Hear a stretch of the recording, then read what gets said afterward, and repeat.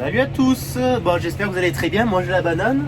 J'ai la banane, je suis en train d'essayer un très chouette tracteur, donc un Fendt 728. Donc en fin de jaune, c'est les tout derniers. Donc je voulais vous faire partager ce moment, vous donner un peu mes impressions sur ce tracteur. Si vous voulez, on va commencer par faire un petit tour de l'extérieur. On est d'accord que ça fait un beau bébé, hein. Donc quand même en pneu on est chaussé en 710 par 42, qui fait un sacré diamètre. Bon, vous voyez que la gueule ça a un petit peu changé, il y a le nouveau capot. Ouais, je trouve que ça lui donne un petit look agressif qui va bien.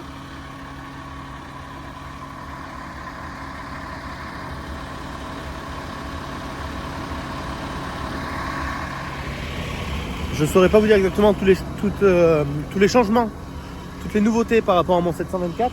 Nouveau moteur, nouvelle boîte, un peu plus lourd, un peu plus d'empattement si je dis pas de bêtises. Donc là je l'ai mis au décompacteur, c'est le décompacteur de la Kuma. Un décompacteur 5 dents 3 mètres avec un rouleau de appui. Alors, en profondeur vous allez voir qu'on va autour de 40 cm de profondeur. Ça fait tirer. Ça fait tirer. Allez, ben ma foi, on va dans la cabine. J'ai oublié de vous faire voir un truc et qui est plutôt chouette. C'est ce petit câble là qui vient sur le troisième point. Et mine de rien, il est là pour soulager le poids du troisième point. À une main, tu peux le prendre le troisième point au lieu de forcer comme un âne. À une main, tu peux le faire bouger. Et le poids est soulagé par ce câble là qui est toujours en tension.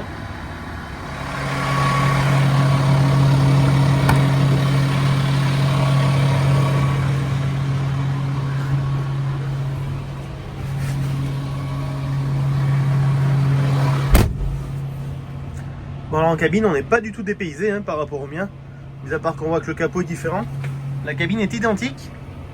Alors ce modèle il a les deux écrans, il n'a pas l'écran du plafond là, mais bon, ça c'est une option. Après je dirais autant visibilité, confort en cabine, c'est plutôt kiff kiff. Pour parler de la route, il a une boîte 60, ça monte à 66 km/h sur la route. J'ai essayé. C'est assez impressionnant parce que c'est très très stable. C'est silencieux, le moteur il tourne à 1500-1600 tours. Donc c'est silencieux, c'est stable, ça bouge pas. Je pense que les suspensions, peut-être le pont avant est différent du mien, je sais pas. Enfin, j'ai pas les détails techniques, mais en tout cas il est très stable, très silencieux, très confortable sur la route. Donc là, on va décompacter une parcelle qui est en précédent patate douce. C'est un échange de parcelles que j'avais fait. Donc c'est une parcelle qui est à nous, ça. Qui est en précédent patate douce. Vous voyez que cette année, quoi qu'il en soit, de toute façon, que ce soit les tomates, les patates douces, que ce soit n'importe quelle culture, les terrains on les retrouve dans un état. On a travaillé au printemps dans de l'humide, on a récolté dans de l'humide, on a mis les terrains dans un état, il y avait de la battance. Quand on irriguait, je crois que tous les terrains qu'on a, quand on irriguait, l'eau elle ne pénétrait pas, elle courait dessus et elle se barrait. Et on n'est pas les seuls, hein, les voisins c'est pareil, tout le monde disait la même chose.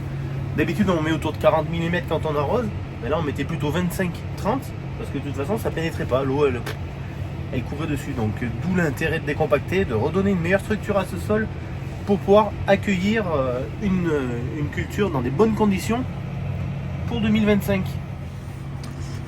Un truc qui est bluffant, stupéfiant, presque gênant. Je dis gênant mais c'est psychologique. Quand on arrive au champ, du coup on n'a plus par rapport à mon tracteur, le 724, on n'a plus la gamme champ et la gamme route, donc on reste toujours dans la même gamme.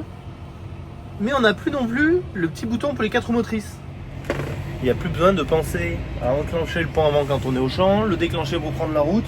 C'est 100% automatique, le tracteur détecte s'il y a du patinage, s'il y a besoin de mettre plus d'efforts à l'avant, plus d'efforts à l'arrière. Je ne connais pas non plus techniquement comment ça fonctionne. Mais en tout cas, ça fonctionne très bien. Ça fonctionne très bien.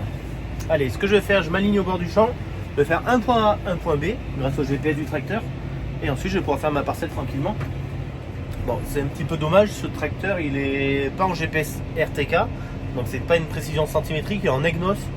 Il y a une précision autour de 10-15 cm. Mais bon, pour du décompacteur, ça va très bien. Ça, on s'en contente. Donc j'ai fait mon point A. Au bout de la ligne, je ferai mon point B. C'est vrai que Pibou, quand il aura un moment, il pourra venir mettre un petit coup d'épareuse au bord, ça tiendra propre.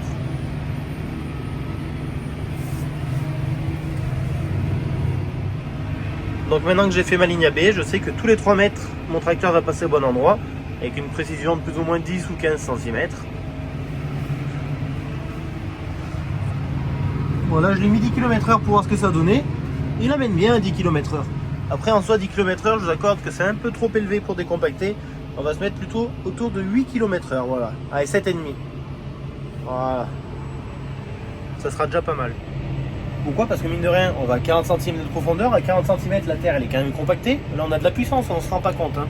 Mais à 40 cm, la terre elle est compactée. Au plus on va aller vite, au plus on va venir user le matériel derrière. Donc, c'est pas la peine non plus de faire trop chauffer les pointes et de les user pour rien. Autant respecter le matériel. Quoi vous dire de plus? Oui, parce que là, vous n'avez pas vu, mais hier, du coup, je l'ai essayé. Le tracteur, là, on est dans un terrain plutôt sableux, plutôt très sableux. Hier, je l'ai essayé dans un argile à 40 cm de profondeur, un argile qui avait été très compacté. C'était un précédent tomate. On a planté dans de l'humide, on a biné dans de l'humide, on a récolté dans de l'humide. J'étais très content d'avoir pu le décompacter, mais alors ça faisait tirer. Et le taux de patinage, les amis, ça faisait peur. Donc là, en se mettant à 7,5, on a une consommation de 29 litres à l'heure, ce qui est très bien. Quand je vous ai parlé de l'argile, j'étais à 40 litres à l'heure, hein, consommation. 40 litres à l'heure en moyenne. Pas en instantané. D'ailleurs, on peut voir ce que j'ai fait avec le tracteur. Hein. Moyenne 31,8 litres à l'heure. 25,9 litres à l'hectare. Moyenne de ce que j'ai fait hier. Et j'ai fait 8,7 hectares de décompacteur. En 7 heures de travail. 7 heures moteur, vous avez vu 7 heures moteur et en tout 4h58, donc 5 heures le relevage baissé en train de travailler. Donc là je fais encore cette parcelle et c'est fini, un bon coup de Karcher. Voilà, j'aurais fait 8-9 heures avec le tracteur, ce qui est déjà très sympa de leur part de me l'avoir prêté.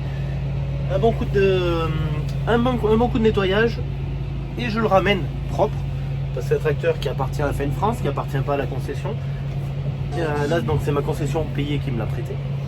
Et donc je dois le ramener cet après-midi avant 16h. Il va partir dans une autre concession pour le faire essayer à d'autres clients. J'aurais vraiment aimé vous faire un comparatif entre le 724, le mien, et les nouveaux 700 pour savoir exactement ce qui a changé. Vous pouvez me dire en commentaire si ça vous intéresse, et dans ce cas-là, j'essaierai de me tourner vers une personne de chez Fendt, savoir si c'est possible de faire une vidéo ensemble au champ, ce serait bien, pour parler des réelles différences entre les anciens 700 comme le mien et les nouveaux 700 comme celui-là.